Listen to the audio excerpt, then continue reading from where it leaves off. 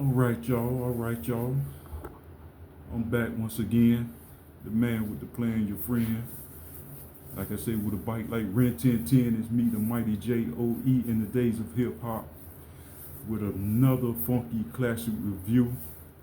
This time taking it back to the East Coast with the legendary Boogie Down Productions debut album, Criminal Minded.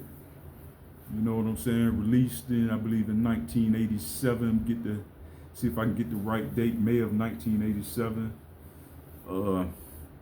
This here album, man, was really to me one of the first kind of you could call kind of touching on first gangster rap to me. With even before NWA, you know what I'm saying? I think NWA had a couple songs out, but this album came out before NWA, and they influenced NWA. I know MC Ren is quoted saying this is like one of his favorite albums of all time, and he actually sampled one of the songs on one of his records. And this group is comprised of the core members, of course. Rest in peace, DJ Scott LaRock and Blastmaster KRS-One. You know what? There's other parts to it. His brother Kenny Parker, I guess you say D-Nice, R.P. Miss Melody. I think person Lee Smith. It's more people to it, man. You know, but just getting to the core members, and they were signed to a independent label, B-Boy Records, and from what I heard in different interviews from different people that contributed to the album, I think they was like, I think they was originally from the owners from like down south. I think they was like some hustlers, man.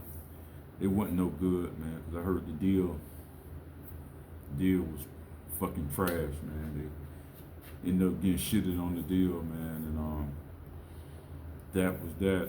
Said G from Ultramagnetics actually helped produce this album. I think he said he only collected like, you know, the dude only handed like $200 in fucking cash, man. Said the record wasn't moving, which was bullshit, man. That was one of the hardest albums of that time.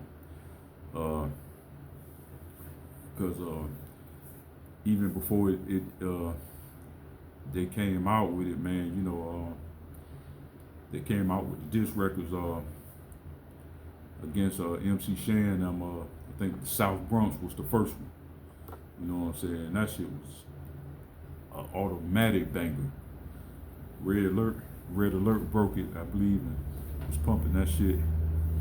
That shit there, you know, that just set it off. Like for us, the battle between him and Shan. But I'll get back to that. But yeah, this album here, man, it was heavily sampled like James Brown samples and other samples also. But dope record, man. 11 tracks. Kicked it off with poetry. I know it had a James Brown sample in it. They were scratching on it and stuff, man. Then, like I said, the South Bronx, Juice Screw Disc, and one of my favorites. Listen to my 9mm Gold Bang. You know where he takes you through this story about this drug dealer Peter tried to kill him. He ended up murdering him, and then he ended up killing. Then his boys, sent his boys to come kill him, and he ended up killing them all. You know, it's a dope song, man. You know the way he weaves the story. Then track Elementary, that was pretty dope. Dope beat. It was a sample. I can't even remember the sample, but you know, got a dope beat, and a word from the P is free. You know, about I guess about some drug abusing prostitutes. That was a dope jam, man. The story on that, kind of funny, but it's dope. Then another Juice Screw Disc everybody know about The Bridge Is Over. The Bridge Is Over, you know, another classic, where he goes in on MC Shan, Marley, Roxanne, Shantae, basically the Juice Crew, and then Super Ho, you know, where he talking about how Scott Rock have all the women, you know. Then the title track itself, Criminal Minded, man, you know, that one there was, to me, super dope. You know, scratching. Of course, the lyrics, man. He really have some quotables on that. Really through all this whole album, man. He automatically was flexing back then. And he was just getting started back then, man. And you check out his resume, man. That shit is phenomenal. He could talk about various subjects, man. And I think that's what really attracted me to him. You know what I'm saying? Any style, he can flip various styles, man. His flow, his cadence, the lyrics are off the chart, man. You know, never a dull moment listening to KRS-One, no doubt. And they had a mega mix, Scholar Rock mega mix. And another song I think they had like a word from our sponsor, you know, where he doing his thing, man, getting on sucker MCs like he usually do, you know what I'm talking about? You know, that's what the record was mainly, you know, about, but at the same time, it was, he was even, you know, I said about gangster, but he was still dropping knowledge, man, throughout the album. You know, I think, you know, about being a teacher, so, you know, things of that nature, man. You know, he was always woke from day one. Always. I think that just set the scene for Criminal Minded, set the stage for where he really wanted to go and where he took it at for as the MC and making records. And they were supposed to, you know, they had a bad deal with B-Boy Records. So I think they was about to sign a deal. I think maybe a distribution deal. I think they were really thinking ahead of their time, man. They had their own thing going, but that was what they wanted to do, man. Form their own. They had their own company, so they was on the verge of signing the deal with Warner Brothers when Scott got killed, and so that dissolved, and I think KRS-One ended up taking a deal with Jive, so that's how they ended up on Jive. But if things when it happened and Scott Rock when he lost his life, most likely they'd have been on Warner Brothers Records, you know, facts.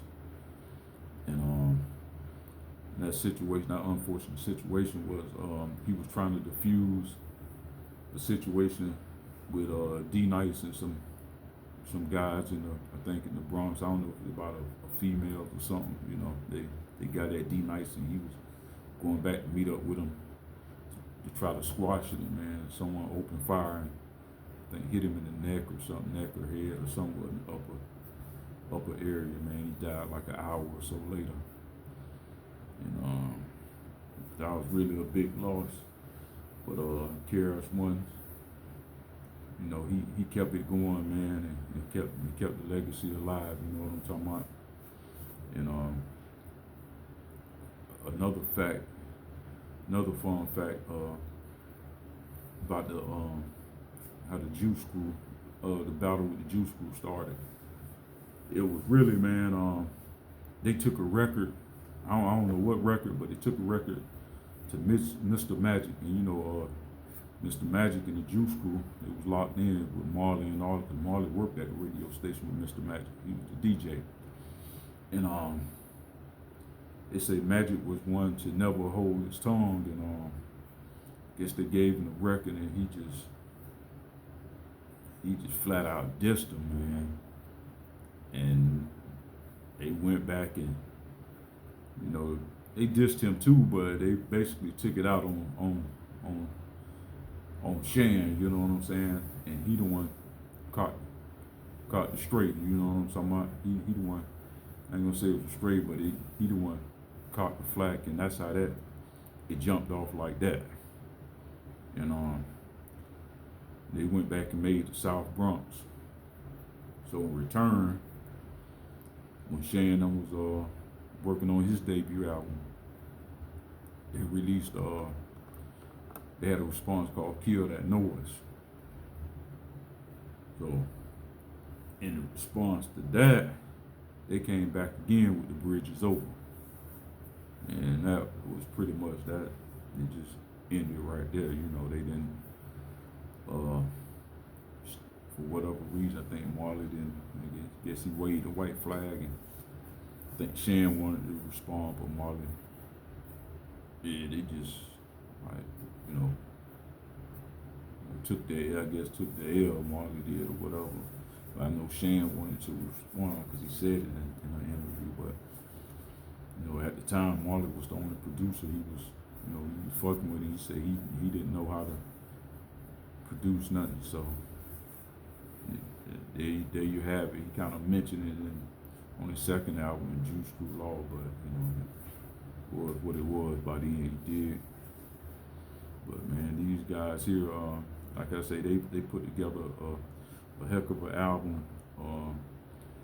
Scott LaRock, one of the producers, KRS-One, and assisted along with Sid G from Ultramagnetic. He produced several tracks also. He helped produce several tracks also on the album, man. It was a well put together album, by these guys, and and through this album legends were born, you know what I'm saying? So shouts out to the Boogie Down production, one of the best to ever do it, He went on to make a few more albums that was dope. And this here album did eventually go gold, man. And they had like they had 4 consecutive gold albums, before I think he went under he dropped the BD, Boogie Down production to start, using his own name, just KRS-One, recording under that. But yeah, some real pioneers of hip hop, man. The boom bap style, one of the best. Some would say the best to ever do it, man. No doubt, man. Shouts out to Blastmaster KRS-One. Knowledge reigns supreme over nearly everyone. No doubt, baby. Man, just wanted to drop another classic review at you, man, and hope you listen and subscribe, man, and hit the like button, and also comment, man. If I missed out something, man, let me know. You know what I'm saying? Or if you want to talk about something else, or a particular artist or group, man, hey, man, please comment and let me know, man. And the people that already subscribed, man, hit me up, man. I told you I got the shirts, and definitely, man. I appreciate the people that subscribe. These few subscribers, man. Hope to build more, and I appreciate your time, man. Because I know you don't have to look, but I appreciate it, man. We're gonna try to build this thing up and get bigger and better as it go along. But I'll be back at you, no doubt, shortly with another review. Peace.